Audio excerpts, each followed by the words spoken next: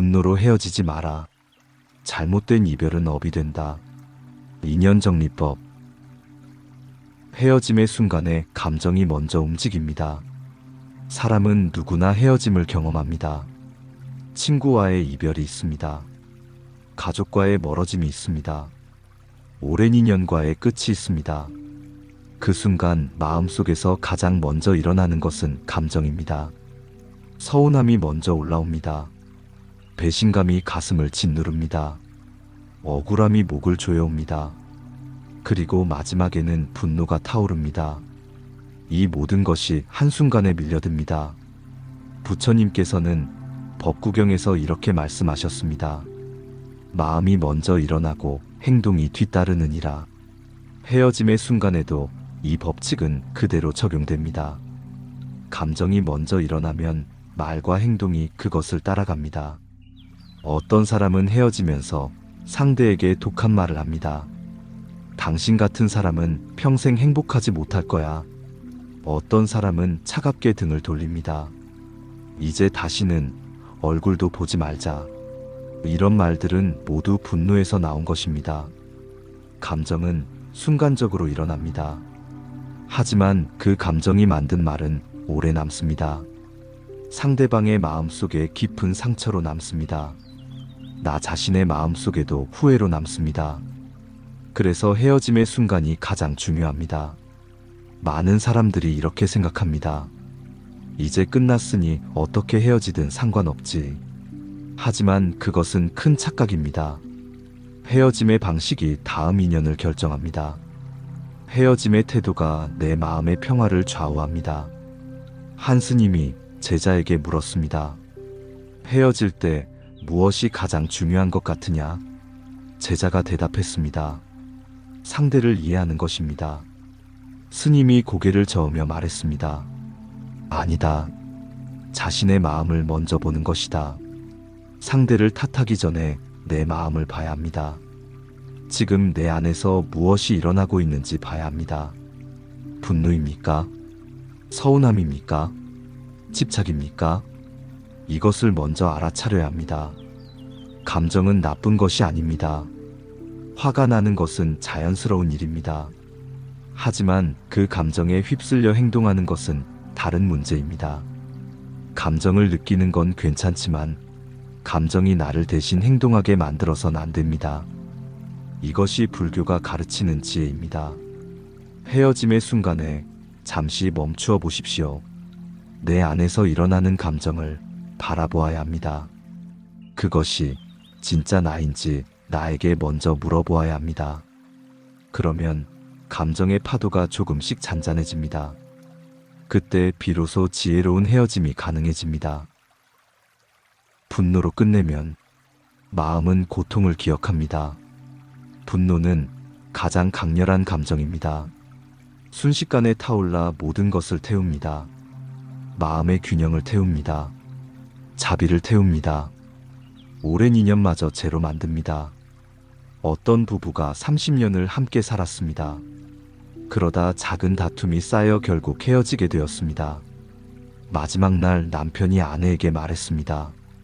당신과 산 세월이 모두 지옥이었소. 아내도 맞받아쳤습니다. 나도 당신 얼굴 다시는 보고 싶지 않아요. 그렇게 둘은 헤어졌습니다.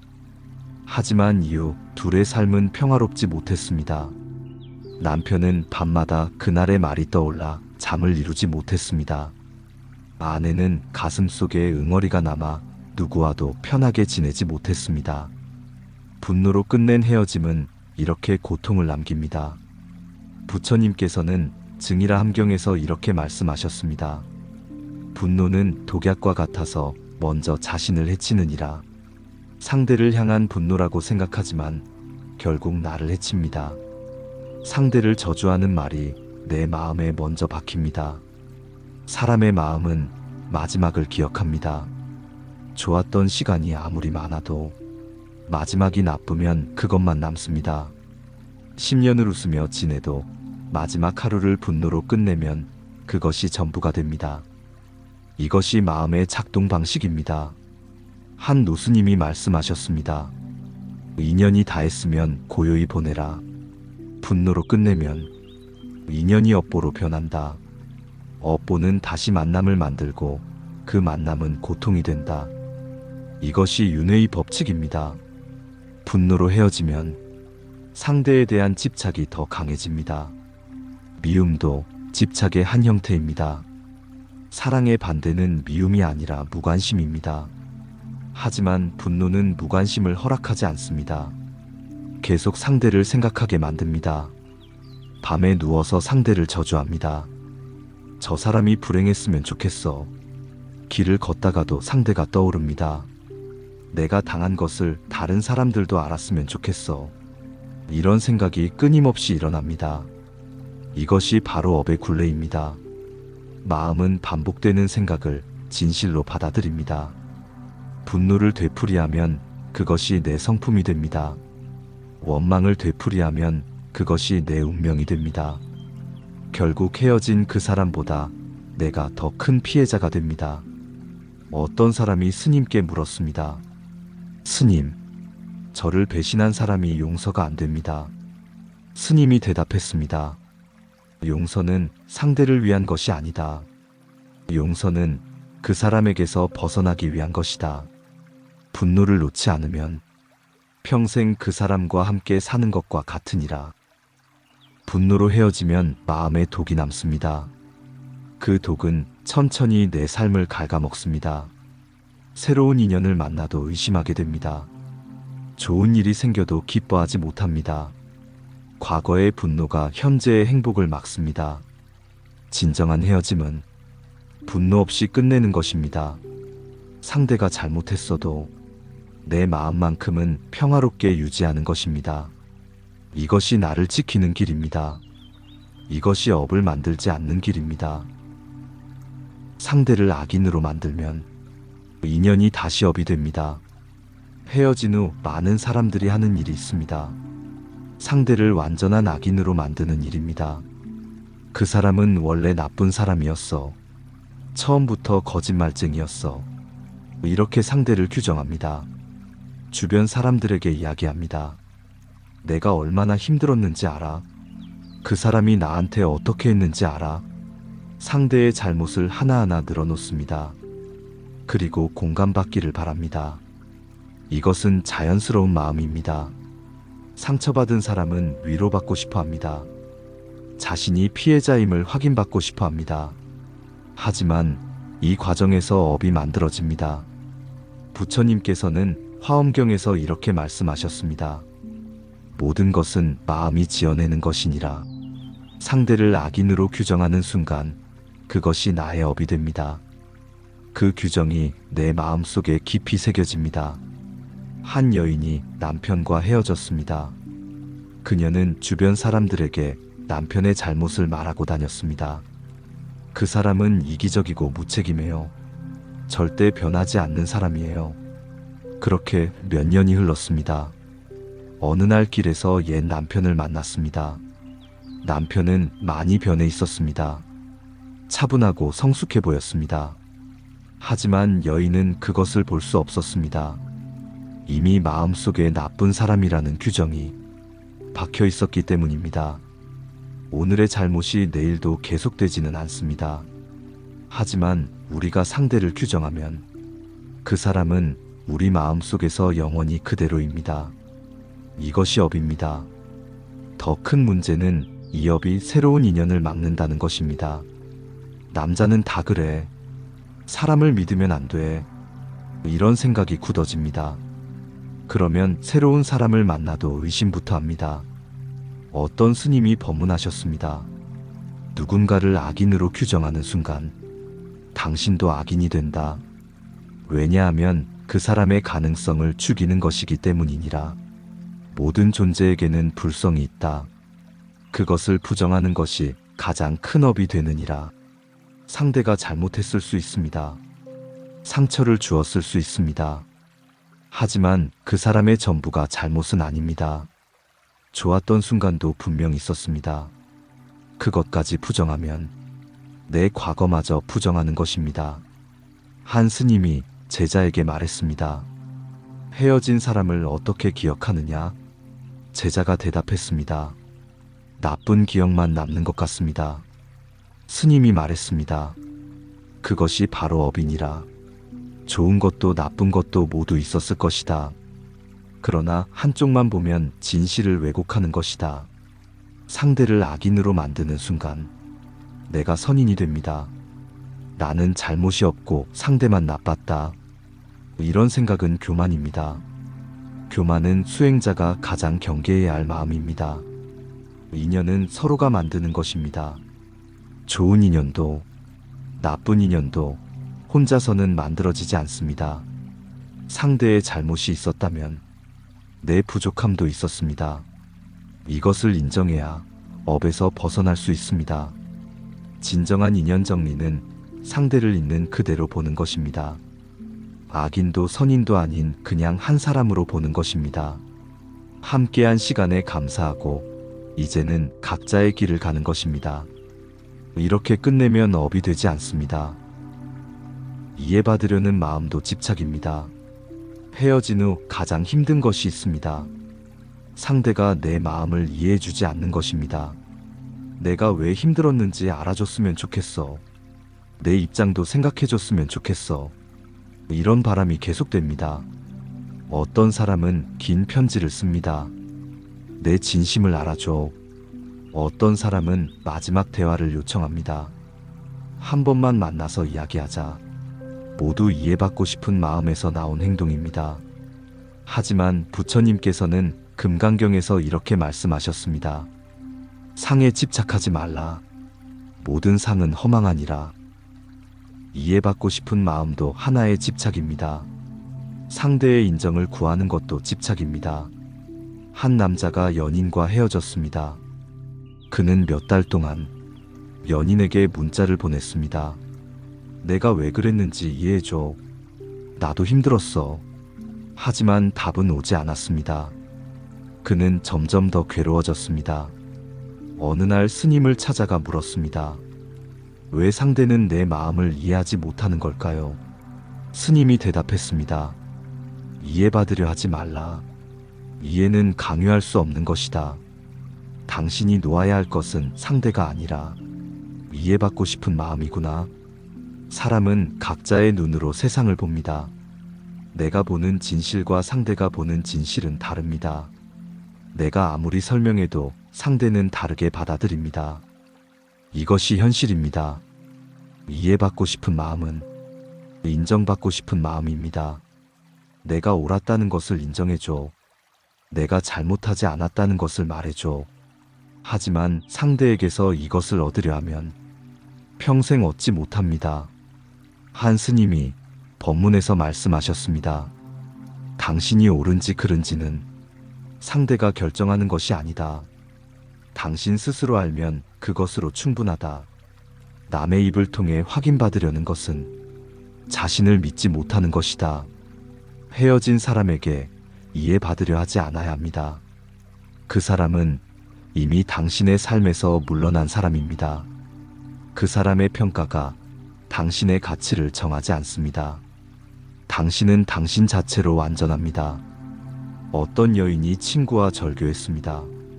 그녀는 계속 친구가 자신을 오해했다고 생각했습니다. 내 진심을 몰라줘서 너무 속상해. 그 생각이 몇 년을 계속되었습니다. 어느 날 스님이 말씀하셨습니다. 그 친구가 당신을 이해하는 것이 중요한가? 아니면 당신이 평화로운 것이 중요한가?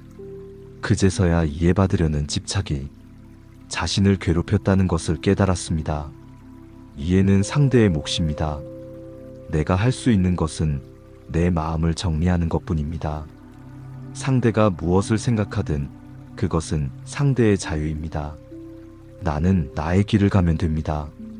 진정한 자유는 상대의 평가에서 벗어나는 것입니다.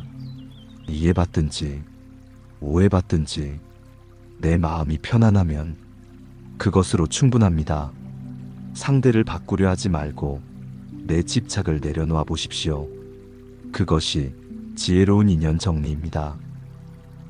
비워야 새로운 인연이 들어옵니다. 헤어짐은 끝이 아닙니다. 비움의 시작입니다. 옛 인연을 보내야 새 인연이 옵니다. 마음을 비워야 새로운 것이 채워집니다. 많은 사람들이 헤어진 후에도 과거를 붙잡고 있습니다. 분노를 붙잡고 있습니다.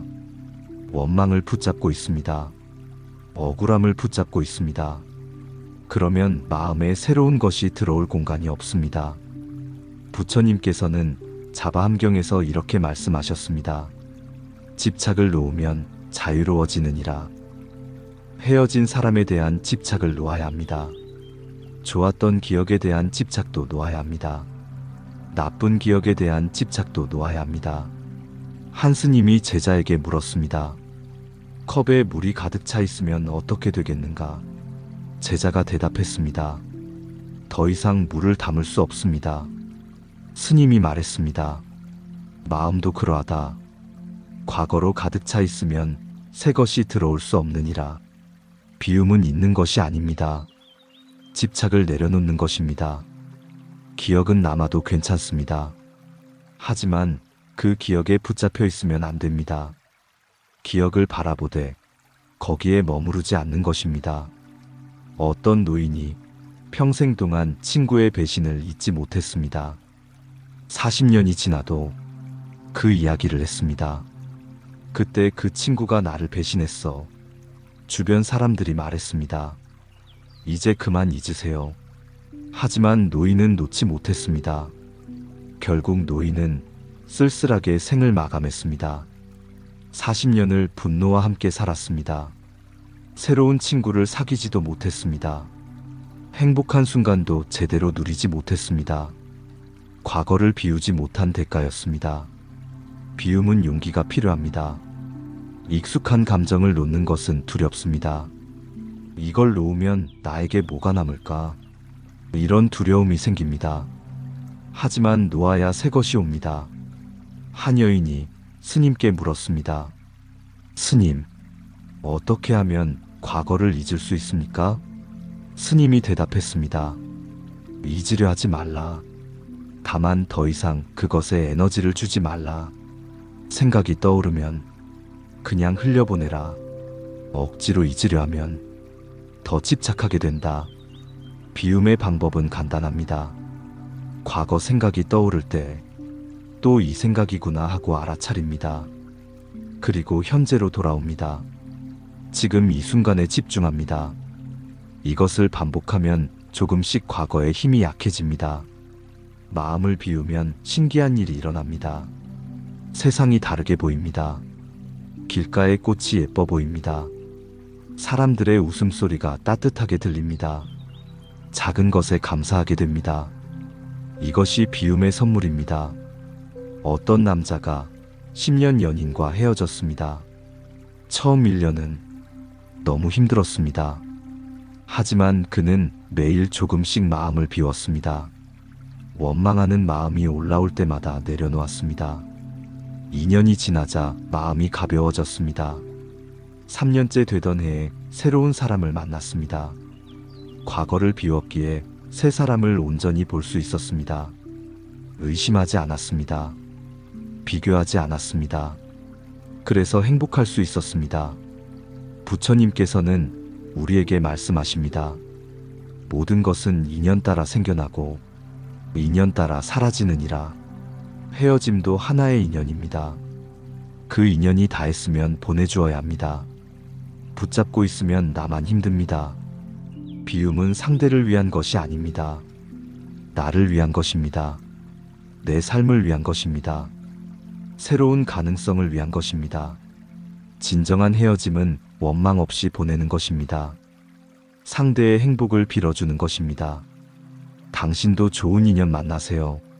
이렇게 말할 수 있을 때 비로소 자유로워집니다. 마음을 비워보십시오. 과거의 짐을 내려놓아 보십시오. 그러면 삶은 다시 가벼워집니다. 새로운 인연이 당신을 기다리고 있습니다. 비움은 끝이 아니라 새로운 시작입니다. 헤어짐은 누구에게나 고통스러운 일입니다. 하지만 그 고통을 어떻게 다루느냐에 따라 업이 될 수도 있고 지혜가 될 수도 있습니다. 분노로 끝내지 말아야 합니다. 상대를 악인으로 만들지 말아야 합니다. 이해받으려는데 집착하지 않아야 합니다. 과거를 비우고 현재를 살아보십시오. 부처님의 가르침은 언제나 명확합니다. 집착을 놓고 자비로 살라는 것입니다. 헤어짐의 순간에도 이 가르침은 그대로 적용됩니다. 지혜롭게 헤어지는 것, 그것이 나를 지키고 상대를 존중하는 길입니다. 모든 인연에는 시작과 끝이 있습니다. 끝을 어떻게 맞이하느냐가 다음 시작을 결정합니다. 고요하고 평화롭게 보내십시오. 그것이 업을 만들지 않는 유일한 길입니다. 당신의 마음에 평화가 깃들기를 기원합니다. 마음의 휴식이었습니다.